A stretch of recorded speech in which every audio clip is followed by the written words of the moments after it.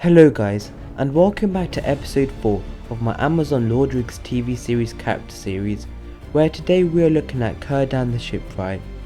Círdan has a large history and has lots of information about him, and we can't go through all of it, especially the things in the early ages and first age, as this series is primarily for Amazon's Lord of the Rings TV series, and how we could be involved.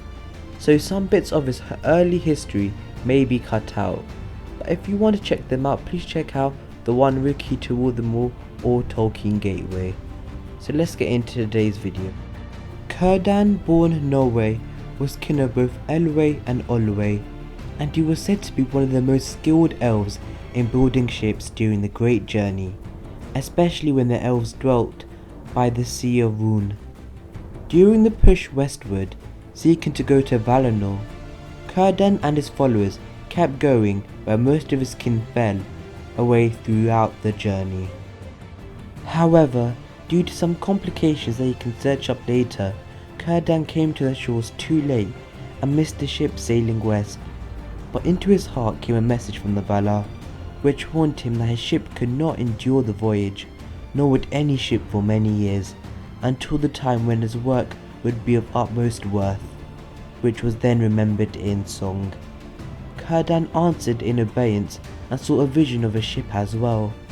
Here you can see the beginning of his commitment to building ships and his love of the sea. Círdan therefore remained with those Teleri who had chosen to stay east of the sea for love of Osse and became their lord. The folk became known as the Faladrim, quote, people of the foaming shore, and they dwelt by the sea. There they built many ships and the cities Eglarest and Brithombar, and found pearls which they sent to their overlord, King Thingol of Dothiarth, who was once known as Elwë. When Morgoth broke forth in the first battle of Beleriand in 1497 of the Year of the Trees, Círdan was cut off and unable to come to Thingol's aid. Then later on, Círdan attended the Mereth Adurthad with many of his people, where he swore oaths of friendship with the Noldor, and quite possibly met and befriended his later neighbours and friends Turgon and Finrod. Although Turgon eventually moved from Vinyamar to faraway Gondolin, Círdan's friendship with Finrod was lasting, and Círdan became a close advisor to the Noldor. Now let's quickly cover Círdan in the First Age. In the First Age, when the tales began spreading which were made by Morgoth of the king's slaying of Alcolende, Círdan, being very wise even at that time, and was greatly troubled, feeling that these rumours sprouted from the great Malice himself. Knowing the jealousy and dissension among the Noldor, he guessed that the malice was that of the kinslayers. Therefore, he dutifully sent messages to his overlord Thingol, telling him all that he had heard. This resulted in the banishment of the Quenya and great strife between the Sendar and Noldor. Then came the disastrous fall of the Falas. Though both Brithombar and Eglarest were strong, with mighty walls, both fell one at a time due to the impressive array of siege masters Morgoth had in his council. The elves fought valiantly, but the walls were broken and most of the Faladrim killed or enslaved. Barad Nimras was cast down and the Falas laid to waste. But Círdan and some of his followers escaped by sea, and he took with him Gil-galad, one of the last princes of the Noldor. They came to the Isle of Balar and founded a new kingdom, but kept a foothold at the mouth of Sirion, keeping ships hidden in the reeds there, making a refuge for all who fled there. After news came to Balar of the fall of Gondolin, Gil-galad was proclaimed High King of the Noldor. Círdan soon became a fast friend to the young half-elf Arendil, son of Tor and Idril, who had grown up essentially under his shadow and was apprenticed to him. Círdan aided Arendil in boarding the ship Ringelot, giving him advice and help. Círdan doubtless remembered his vision, and this ship was indeed a fulfillment of it. Much more happened around this time regarding Círdan and Gil-galad, so if you have the time, please check it out later. From here, you can see the beginning of the friendship between Gil-galad and Círdan, and this will continue in the Second Age as Gil-galad trusted Círdan's advice, and hopefully we can see this in the show. Also, we can hopefully see the skills and attributes of Elendil in the show if they possibly show that timeline, because as we said before, Elendil was an apprentice of Círdan the Shipwright. Now let's get into the events of the Second Age that we could possibly see in the new Amazon Lord of the Rings TV series. After the First Age, the continents were shifted, but Círdan still took up his abode by the sea at the Grey Havens, which the elves built in the newly formed Gulf of Loon, whence the Eldar could sail the straight road, but most of them were unwilling at first to forsake the lands they fought in and preferred to linger there. There he welcomed the friendly and then unfallen Númenóreans, making friends with Riantur, chief of the mariners of Tar Elendil, and later teaching Aldarion, his grandson of ships, seaside architect. Later on, Círdan advised against the creation of the Rings of Power when Annatar came, but like Galadriel, his counsel was not listened to in the midst of the joy and enthusiasm of the Rhuigion elves, and especially Celebrimbor.